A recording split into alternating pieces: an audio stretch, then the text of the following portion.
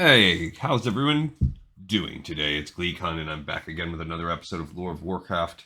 And as always, I am just bursting with gratitude for you joining me on this adventure that is the greater exploration of everything in the World of Warcraft universe. On our last episode, we kicked off Western Plaguelands, a very cool and fun zone, and we had some cool and fun quests as we started doing that on an Alliance character.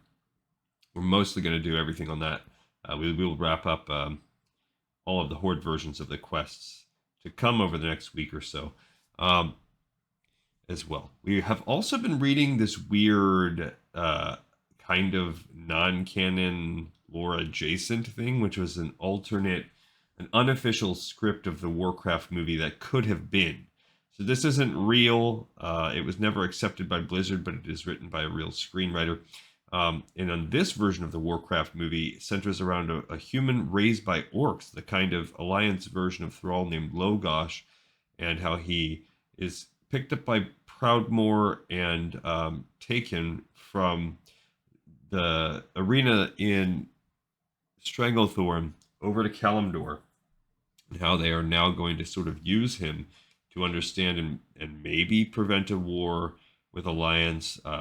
With the Horde. So as we were watching the last episode, they were there. They had arrived in Dustwallow Marsh, the Alliance forces with their human kind of captee. They met up with Jaina Proudmoore, but unfortunately there was a miscommunication, and a Tauren was murdered by the Alliance, and one of them managed to get free and is now in Orgrimmar, warning Cairn Bloodhoof that the Alliance have created war, or that they're here with the party.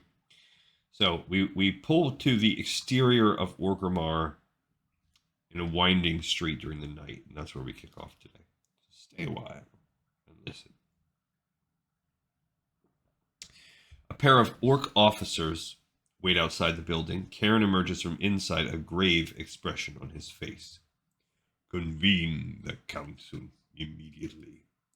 At this hour, do it. Wake Thrall if you have to. Cairn strides down the road into the night. The two orc officers look at each other. Well, I'm not waking him. Interior in Orgrimmar Horde council chamber that night. A great circular forum lit by blazing torches and adorned with ritualistic tapestries. Tiered seating rises to the ceiling, looking down upon a central dirt-covered floor. The place is packed to the rafters with senior orcs and Tauren currently engaged in a loud and unruly debate. Cairn stands in the center of the chamber along with Gromash, a powerful orc dressed in battle regalia, jawline adorned with elaborate runic tattoos, permanent war paint. Brothers, please let us have calm. The time for discussion is over. Every moment we squander in debate, the Alliance musters its forces. We must hit them before they hit us. The assembled orcs shake their fists and roar in approval. This council will come to order. All voices are silenced as Thrall enters the chamber, an orc of mighty physical stature dressed in regal armor and robes and native jewelry, necklaces of feathers and ancient runic totems. He carries with him a mighty hammer that stands as tall as he does, its head carved with shamanistic markings. Everybody genuflects in reverence as Thrall approaches. War Chief, what is it that could provoke such a heated debate at so late an hour? An Alliance warship has landed in Theramore, laden with troops and armor. How do we know of this? A group of Tauren was captured by Alliance troops. One escaped. He saw the ship with his own eyes. And not just any ship, the Grand Admiral's flagship, the spearhead of the Alliance fleet. The rest will not be far behind. I warned of this. The humans have always been a race of deceivers, and here now is the proof. They speak of peace while secretly preparing for war. The orcs roar loudly again. There will be silence here. Thrall bellows loudly, and at the sound of his booming voice, the entire chamber seems to quake a little. A hint that Thrall's power may extend beyond just his physical strength. Everybody is silenced. Thrall's authority is absolute. What is your recommendation? Full preemptive attack. My army is ready. We must crush them before the rest of their forces arrive. Thrall looks to Cairn for his opinion. I don't know why this ship is here, but I know this. If we attack Theramore, the Alliance will retaliate. Perhaps with a full invasion of Kalimdor. We'd be plunged back into open war. I assure you invasion is already their plan and Theramore Isle, the staging ground. Why else would they establish a foothold here? Abetus Thrall considers, weighing the conflicting advice. There will be no attack. Not yet. The council murmurs. Grommash steps forward, confrontational. The very presence of these humans insults us. We should have wiped them out when they first came. Now their true intentions are made plain, and still you would have us do nothing. Perhaps you have spent too much time among humans. Perhaps you are still their slave. A hushed silence from the assembled orcs. Warchief is rarely challenged like this, but Thrall remains calm. If you wish to challenge my authority, Grommash, you know the rules of this council, but remember, all challenges are to the death. Thrall glares at Grommash, his gaze fearsome, withering. Finally, Grommash backs down, his head bowed. Thrall looks up at the council seats surrounding the chamber. If anyone else here believes they are better able to lead this nation than I, let them be heard now. A silent beat. Thrall turns back to Grommash, all business. Ready the army. March units into the barrens and deploy them along the border. And make sure the Alliance sees it. I want them to know we're ready for them. This council is adjourned. He turns and sweeps out of the room. Cairn watches him go. He appears troubled, and he can see Thrall does too. The exterior Durotar cliffs at night. Jagged cliffs overlook the great sea. Thrall crouches at the edge, gazing out at the starlit night, deep in contemplation. There is only the sound of the waves on the beach below. I thought I might find you here, revealed Cairn, standing behind Thrall. Grommash was right about the Alliance fleet. More ships are crossing the sea coming here. I can sense them, the wind. You think they really mean to invade? What of the peace talks? Perhaps peace was possible once, a long time ago, but now. If it comes to war, you know the Tauren will stand with you. But the Alliance has never been stronger. Can we really prevail? Thrall stands, looks back at the lights of Orgrimmar on the hilltop behind them. I will not let anything threaten all that we have built here. If the Alliance wants a war, then I will see that they get one, the like of which they have never seen. Thrall picks up his mighty warhammer and starts heading down a rocky path that leads from the cliffs to the beach below. Where are you going? To tip the odds back in our favor. Exterior Durotar and Blade Fist Bay at night. Desolate beach stretches in both directions, the Durotar cliffs looming behind him. Thrall stands at the water's edge, looking out to sea, the tides lapping around his feet. He sinks to one knee, holding his giant hammer before him, and begins chanting in Orcish, an ancient prayer. He repeats the mantra over and over, growing ever louder, and with each recitation the incoming tides grow in strength. The sea, mirror calm just moments ago, is beginning to churn, a storm brewing, growing angrier and angrier. As the sea churns more violently and the white-foamed waves crash over Thrall, he raises his hammer overhead, and with one mighty swing pounds it into the raging water, and a powerful ripple radiates out from the impact point, growing larger as it moves out to sea, becoming a rising wave. The exterior Great Sea at night. Moonlit and calm, a fleet of Alliance warships plows its way across the sea. The lead ship is the RSS Defiant. Stormpike stands near the bow looking out to sea. A young Alliance private brings him a hot mug of hot tea. Thank you, lad. Cold as a witch's tit out here tonight. That it is, sir. Stormpike looks at the private, barely out of his teens. What's your name, private? Jenkins, sir. Ever been in battle, Jenkins? No, sir. I tried to sign up for the last campaign, but they said I was too young. Wouldn't let me fight. There's an eager look to Jenkins. the kind of eagerness one only finds in a soldier who hasn't yet seen battle. Stormpike looks out across the sea to the moonlit horizon. Don't be too disappointed, son. I fear you may get your chance yet. And then something happens. A gust of wind, a slight shifting of the boat, barely noticeable, but Stormpike senses it. Did you feel that? Feel what, sir? Stormpike can't put his finger on it, but it's troubling. He steps up to the bow and spots something in the distance. A giant wave on the horizon coming right at them. Titans preserve us. A hurricane-force wind rushes over them, buffeting the ship violently. Jenkins is knocked off his feet. Stormpike's mug shatters on the ground. He stumbles across the listing deck and sounds the warning bell. All hands, general quarters. The ship bursts to life, crewmen emerging from below decks in response. Some see the approaching wave and stop, paralyzed. Hard to port! Hard to port! The helmsman, Bisley, spins the wheel hard over, but the wave is so vast there is no avoiding it. It crashes over them, the force of its impact almost overturning the ship, suddenly at the center of a powerful storm. Stormpike makes his way to the helmsman as the ship is tossed by the churning waters, shouting over the deafening gale. Why didn't we see this coming? Don't know, sir. Bloody thing came out of nowhere. Can we get through it? Storm's too strong. Can lose half the fleet trying. We've got to change course. Bisley unfolds a chart and points to the gigantic whirlpool in the center of the Great Sea between the two continents. South will take us right into the maelstrom. Only choice is north. Stormpike notices that the northerly course heads into an incomplete section of the chart. That takes us off the map. Got to do something, sir. We won't last long in this weather. Agreed as Stormpike makes a command decision. Due north it is.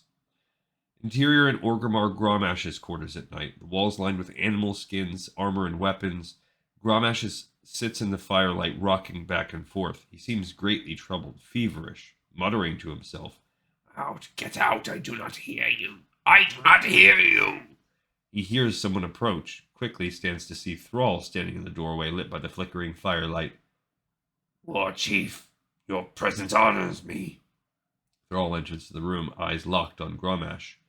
You show me respect here, but not in the council chamber. I said only what many of the chieftains want to hear. There are those who feel we have tolerated these humans long enough. And they may be right, but I will decide when that time has come. A beat closer.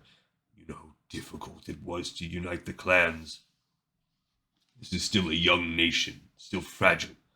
Open dissent now could tear it apart. The human strength has always lied in their unity. That's how they defeated us before. If we are to confront them again now, we must have that same unity. Perhaps the idea of emulating humans appeals to you, but I'd rather die fighting than live like them without honor. Thrall notices that Gromash appears agitated, on edge. Grom, does something trouble you? Gromash looks away, unwilling to engage. Hiding something? Look me in the eye. Gromash won't do it, turns away. Thrall steps forward and grabs Gromash by the shoulders. Look me in the eye! Thrall looks deep into Gromash's eyes as though searching for something. Only when he is satisfied does he release him. You have the heart of a giant, Grom, and I look on you as a brother. But if you dare challenge me in open council again, it will be the last time. Am I understood? Yes, War Chief. Thrall heads toward the door. Thrall, whatever happens, we will always be brothers. And then Thrall leaves without another word. Exterior of Thermore Isle in the harbor during the day, buzzing with the newly arrived Alliance troops, Proudmoore stands on the dock looking out to sea as Logosh approaches. The rest of the fleet should have arrived by now. Where are they? A beat as the two of them look out across the sea, pensive. I was speaking with one of the locals earlier. This orc nation to the north, it's called Durotar. Does that name sound familiar to you? Should it? Durotar is a giant in orcish history. First war chief of the Frostwolf clan. When I lived among the orcs, I'd hear his name often, usually invoked as a battle cry. The name sends a chill down Proudmoore's spine. Frostwolf. I remember fighting them. In the Second War, the were the last to surrender. They dug in Altrak Valley for a year after the war ended, lost an entire legion in finally breaking them. I once fought a Frostwolf orc in the arena. He had a bloodlust in him I'd never seen in another. Beatus Broadmoor reflects grimly on this. So Thrall has named this new nation for one of his people's most barbarous warriors. What are we to deduce from that? Admiral! They turn to find an Alliance soldier rushing toward them. Slow down, man. Catch your breath. Our patrol has returned. They've sighted Orcish heavy infantry massing along the border. Broadmoor and Logosh exchange an ominous look. I think you have your answer.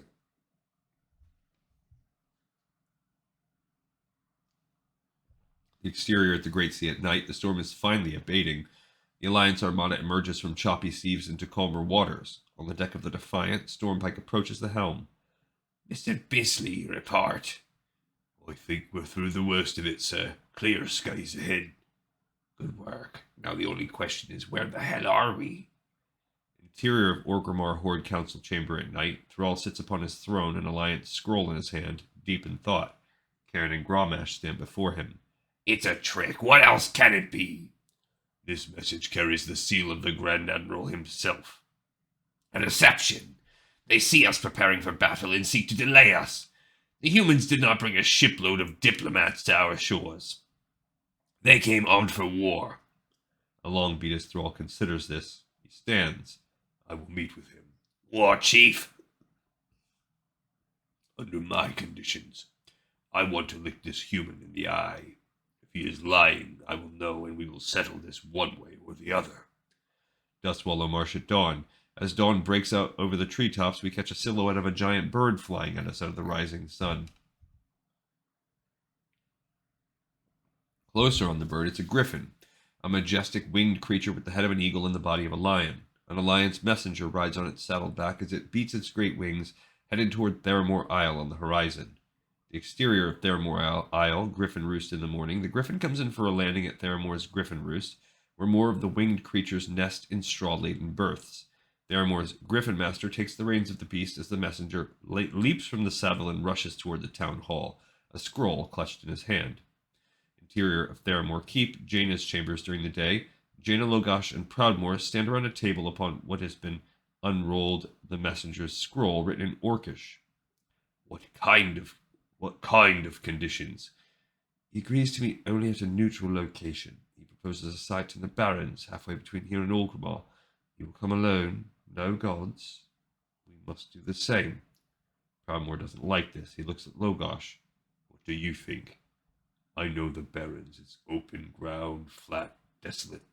No way they could ambush you there. You think we should trust him? Logosh glances at Jaina. I think you should trust that your daughter knows what she's doing. Jaina looks back at Logosh surprised, and for the first time there's a glimmer of a smile in his direction. When? Tomorrow, at dawn. Proudmoore mulls it over. Tomorrow at dawn it is. I'll make the arrangements. Jaina turns and exits, leaving Proudmoore and Logosh alone.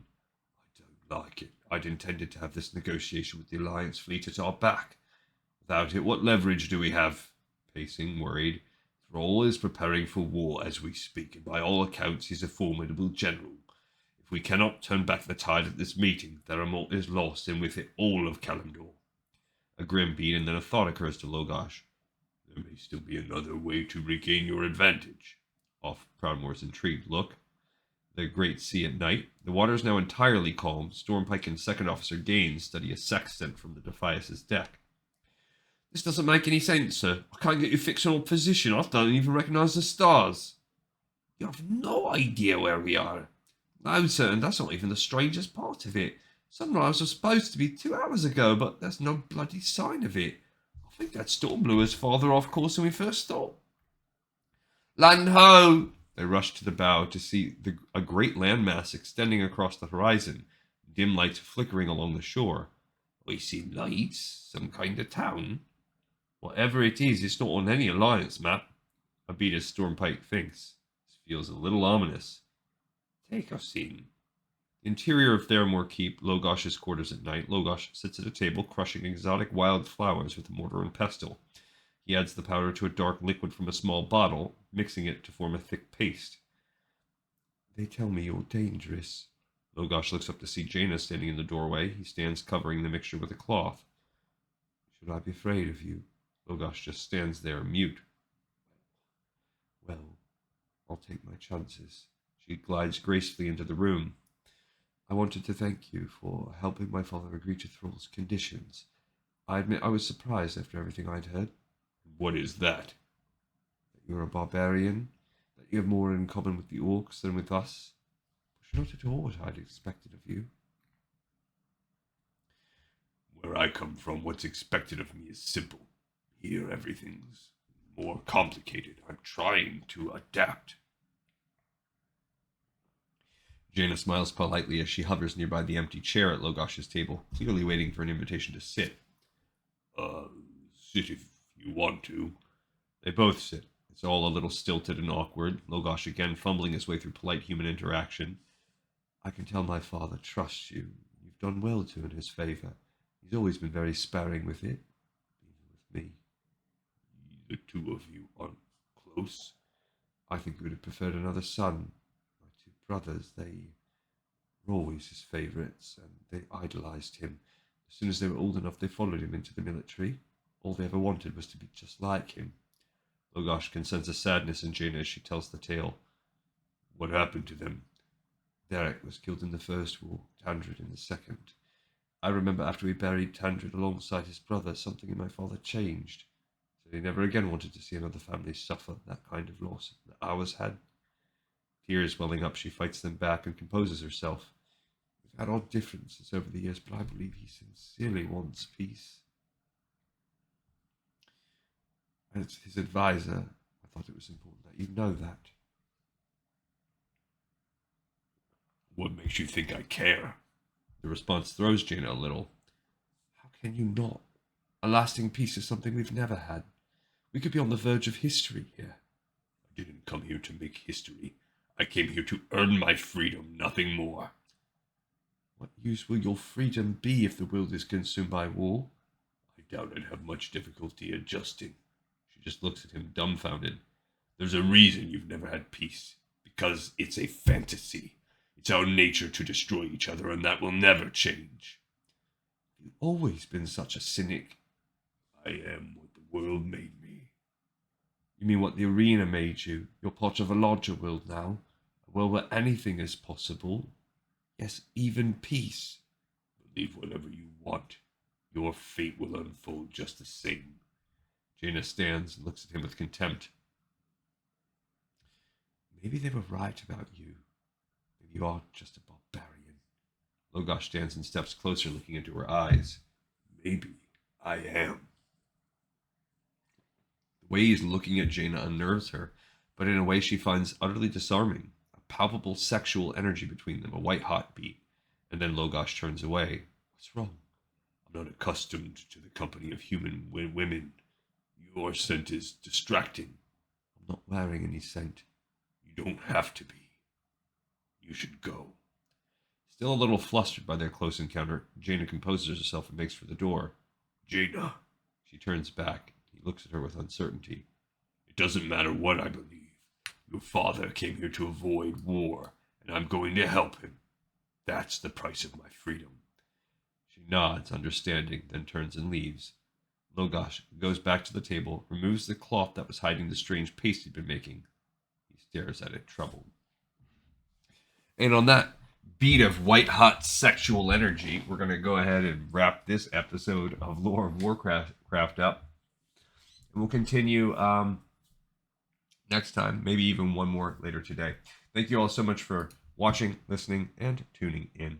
Like, subscribe, and do all those things that you dedicated viewers have long done, and the new ones, go ahead and join our community. Until next time, I will see you on Lore of Warcraft, and this episode is in the pipe. 5x5.